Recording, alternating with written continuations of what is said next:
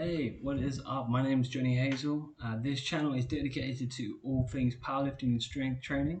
To kick off the launch of this channel, I'm going to be reviewing free online powerlifting programs. Now, these programs are going to meet three criteria. Number one, they've got to be free. Number two, they've got to be an Excel spreadsheet and downloadable. And number three, they've got to pass my test and stamp of approval, being a good, well-designed, well-thought-out powerlifting program. So let's get started. This is on the GreySkull LP Phrak variant, the instruction sheet. Everything that you need to know is on here. So let's move on. This is weightlifting. Now this is where you enter how many kilograms you've done for that lift. So let's say I did the squat for 600 pounds, okay? And reps is how many reps you performed it for. Let's say I performed it for 5. Because as we can see in this blue highlighted cell, it must be from 1 to 10 reps, no more. And it has calculated both my estimated 1RM, which stands for 1 rep max, and my estimated TM, which stands for training max. This is estimated, it might not be 100% accurate, which is why it says estimated. Now the TM, a training max, is 90% of your 1 rep max. It's popularized by Jim Wendler. It's the concept that not every training session you're going to be at 100%. So it gives you a 10% buffer for those days when you are not performing at your best. Maybe you had a bad night's sleep, you were ill the week before, a long day at the office, whatever. A number of variables can affect your performance level that day. So having that 10% buffer reduces the likelihood of an injury, overtraining, yada yada. I don't know which show I got that from, TV show. Maybe someone will remember. Anyway, I think it was Seinfeld, yeah. So estimated, so as a result, it is now calculated my estimated starting weight. Now the estimated starting weight is the weight that you do week 1, day 1 for that lift. In this situation, it's a squat. So that's 440 pounds. That's 70% of my TM. So that's what that is. Not 70% of my 1 rep max, my training max. So it's 440 pounds. Now you can see it up here in the formula bar. There's this M round thing. Now this means that it will round, in this case, because I'm put 5 here and I'm using pounds, to the nearest 5, the nearest rounded number. If it was kilograms, that could potentially be 442.5 kilograms. Or it could potentially be 437.5 kilograms if I was using kilograms. So that's why it's important to state whether you're using pounds or kilograms, because this number will change based on what you put here. So that's why it's important to state that and don't just ignore it. So once you've done that, you have to do it for all the lifts here. Everything highlighted in red in this D column, with exception to the ab rollout, which is a bodyweight exercise, you must identify what your estimated starting weight is. That includes the tricep extension, the bicep curls, the barbell shrugs, pendlay rows, and weighted chin-ups. Once you've done that, brilliant.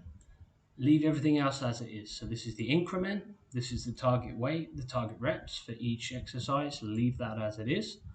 This is the rounding, leave it as it is, and the increment is how much you add each training session, leave it at the default, as well as leaving this as the default. Even if you can put kg if you're working in kg, but just leave the warm-up rounding to 2.5. So that means for your warm-up routine, it's rounding by 2.5 rather than 5. So leave it all as it is. Let's go straight to the lift sheet. So the lift sheet, this is where the magic happens. This is an 8-week program, and you're training a frequency of 3 days per week. Probably the best one is a 1 day on, 1 day off. So a Monday, Wednesday, and Friday is a good training system, or a Tuesday, Thursday, and Saturday. So that's my advice.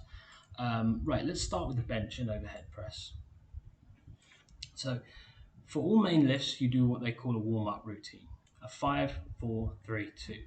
So 1 set 5, 1 set 4, 1 set 3, 1 set 2. Now that is all calculated off this number right here, which is called, in powerlifting, the working weight. So that's the working weight for the day. So that's everything that doesn't include the warm-up routine. So in this case, it's 150. Now these numbers right here are calculated based on that working weight, not your TM. Let's click this one, for example.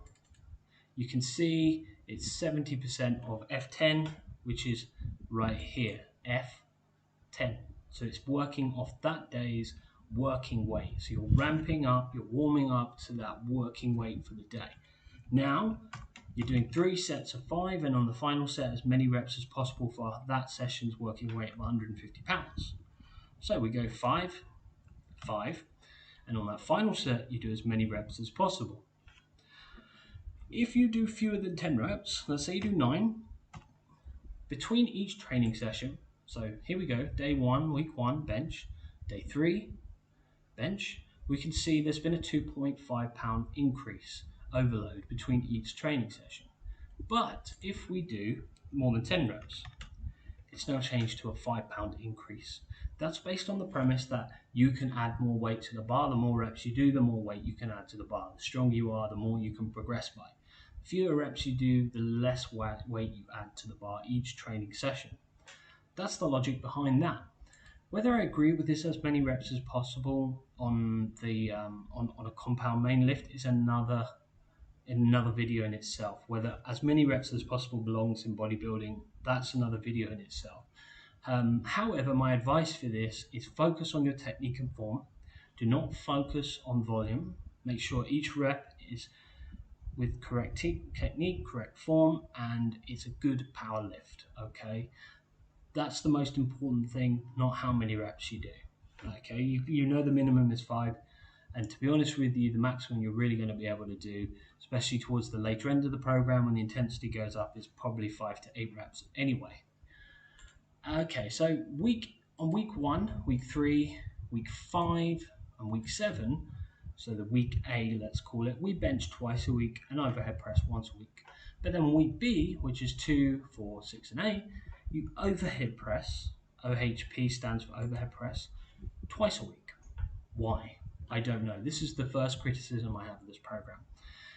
This is not a power lift. It is not something you do at a meet or a competition. It is an accessory exercise for the bench press.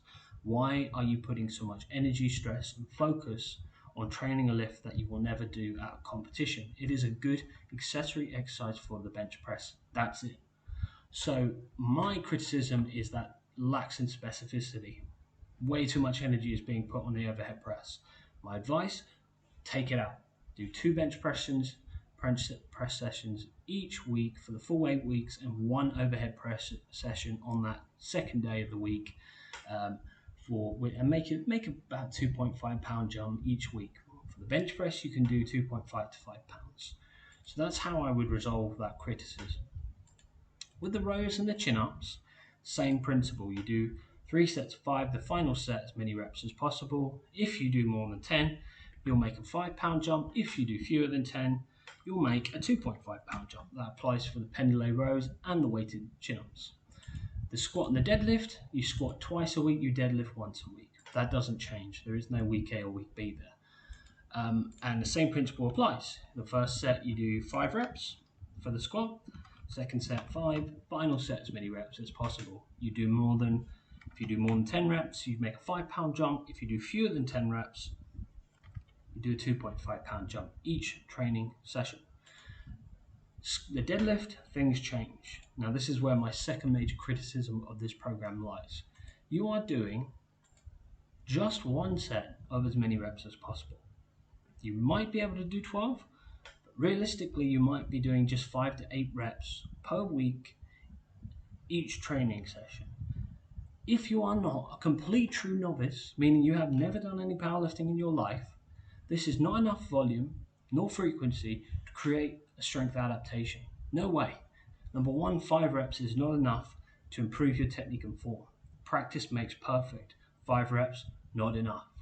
Okay, so that's the first criticism. It's also not enough volume nor intensity to create a strength adaptation, especially one, whereas if you are doing more than 10 reps, it's asking you to make a 10 pound jump each training session, 500 to 510. If you do fewer, you're just doing a 5 pound jump, but that's still a lot for just someone who may be doing anywhere from 5 to 6 reps, let's say. So the way to fix that is to do 3 sets of 5, maybe on that final set, if you feel like it.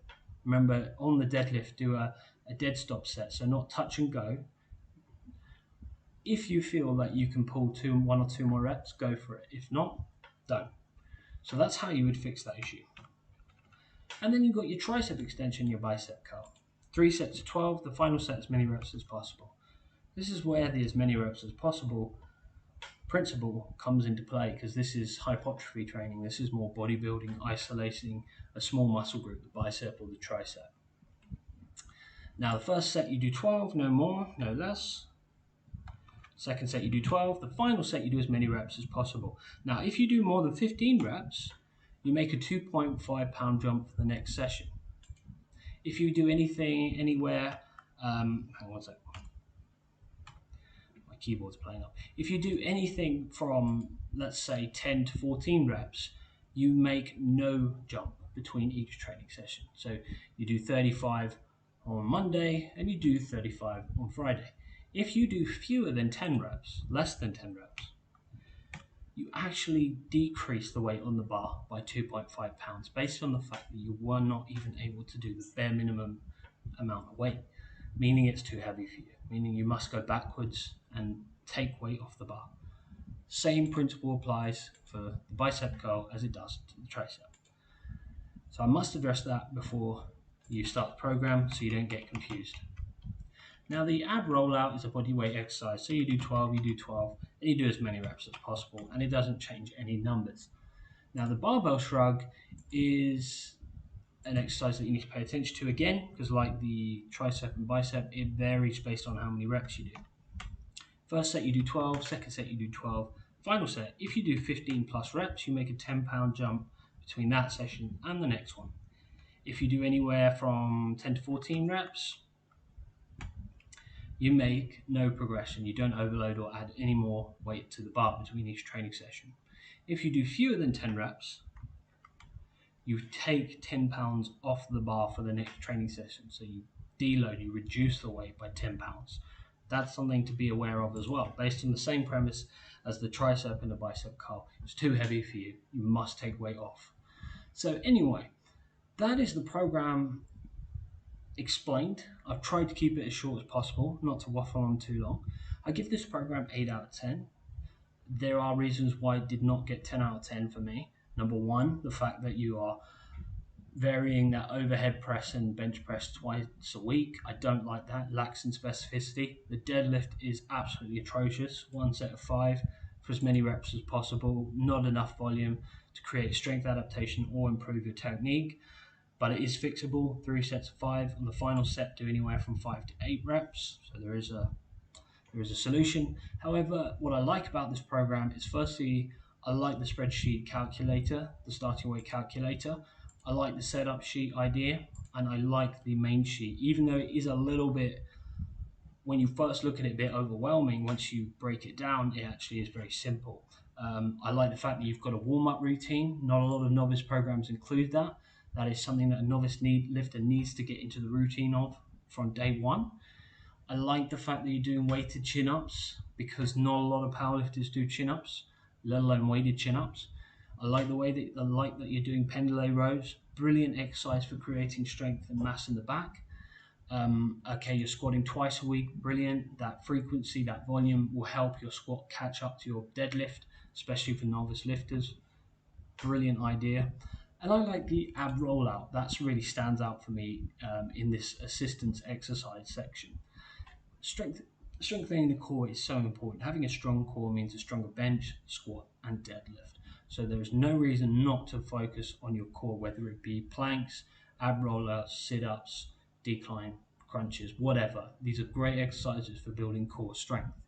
So again, it's a good program. It's very good for an early stage novice, meaning you've got 0 to 3 months experience doing structured, disciplined powerlifting. So the next video in the series is the Build Star 5 sets of 5 linear program. If you like this video, subscribe, turn on notifications, comment below if you want me to review any other programs that I might miss out on this series. Check out my social media. I live in Phuket, Thailand, so I've got lots of content on my social media of what to do in Phuket, what we do out here, ideas of fitness retreats that you could do when you're out here in Phuket if you want to come out here. And I also post my powerlifting stuff on there, which you might find interesting. So stay safe, keep lifting, stay strong, and check out my next video.